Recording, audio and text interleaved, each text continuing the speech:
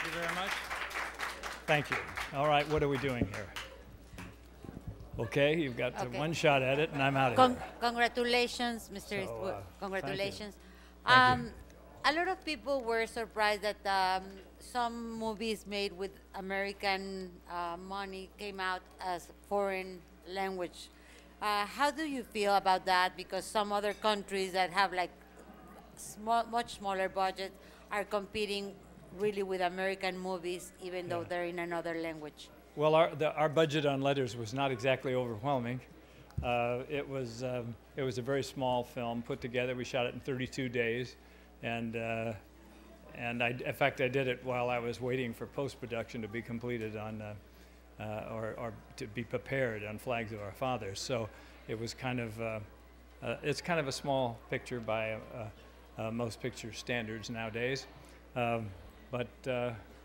I don't know. I'm just happy to be here, and I haven't seen all the other films. And now that I'm a foreign director, I've got to learn some languages.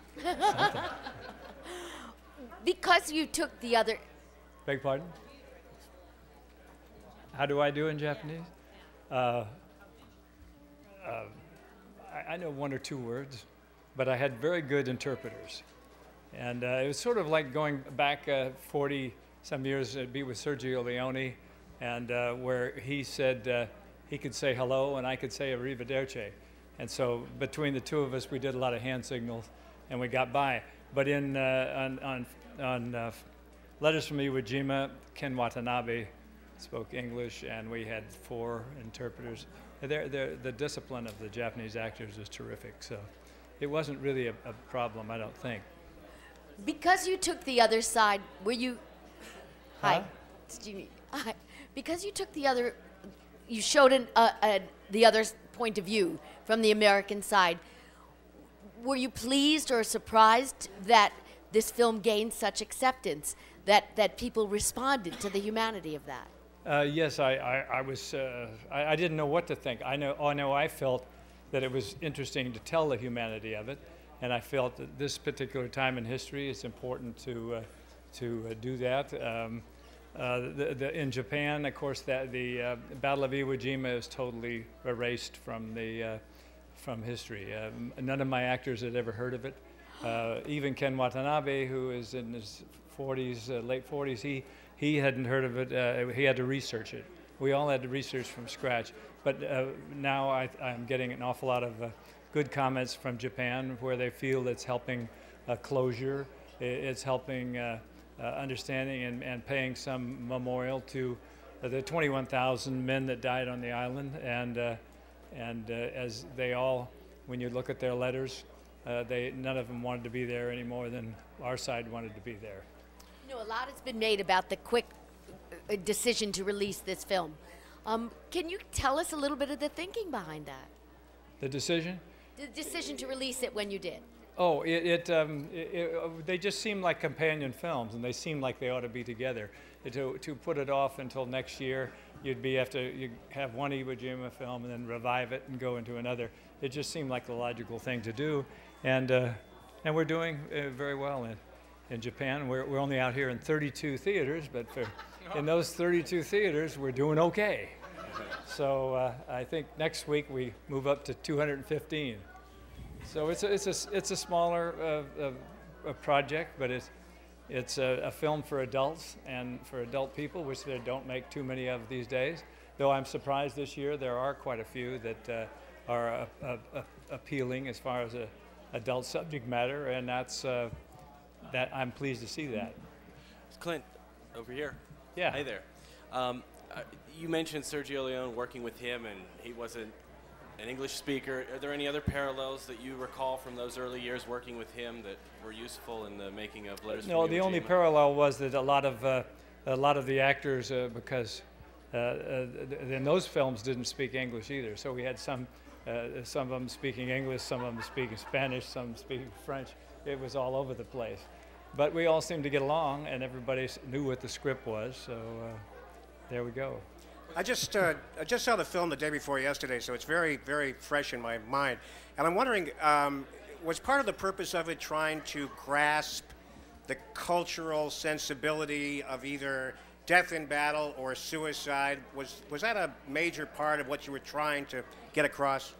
Well, it just was another time in history when the Japanese military, the Japanese government was predominantly run by sort of a military expansionist thing, and they advocated honorable death and all that, and that I don't get into other people's customs and everything, but it seemed like now when you look at that, or you read Kamikaze Diaries, to name another book, which is all letters, you start realizing those kids didn't really want to. They wanted to be home with their mothers and fathers and loved ones, but for the political circumstances, that's where they ended up. Clint? And to be told to be sent to an island, especially as desolate as Iwo Jima, and I've been there several times, it's not and told you're not going to come back. That's a big bargain. Not many people would buy into that. I'd have a rough time being convinced on that. Clint, are these two movies kind of one movie in your mind? Is a victory for one, a victory for the other one? Are these two movies kind of merged together in your mind, Flags and Letters? Is a victory for one a victory for the other one as well? No, yeah, I think so. I don't. They're not merged together. They're separate pictures, but it's the same campaign. And the Flags of Our Fathers, of course, dealt with celebrity and the making of celebrity for the benefit of raising money, and the complexes the characters had because they were didn't feel they deserved the kind of celebrity they were being given. And Letters, of course, was different because it's they know they're not going anywhere, and they have to live, do the best they can, and they had no provisions. They had no water, no food, no ammunition. It was kind of a feudal deal, and the irony, of course, was that General Kurabayashi didn't believe in that. He didn't believe that Japan should be at war with America. He didn't believe in Banzai charges. He didn't believe in defenses on the beach. He believed you had to use your mind, and he didn't believe in suicide either. He believed that a dead soldier was of no use to anybody. Clint, in the back. Excuse me. Clint. On what? American troops being in Iraq. What is your opinion on that? Well, I'm like everyone else. I wish them. I wish them well, and I hope that they'll I hope that the job can be completed and they can be home as soon as possible. I would like to see them home as soon as possible. Clint, in the back. Without any danger to them, of course. Clint, in the back. In the back. Congratulations. And I have two quick questions for you. First is, do you see yourself doing another foreign language film now that you've done one? Well, I guess now I have to.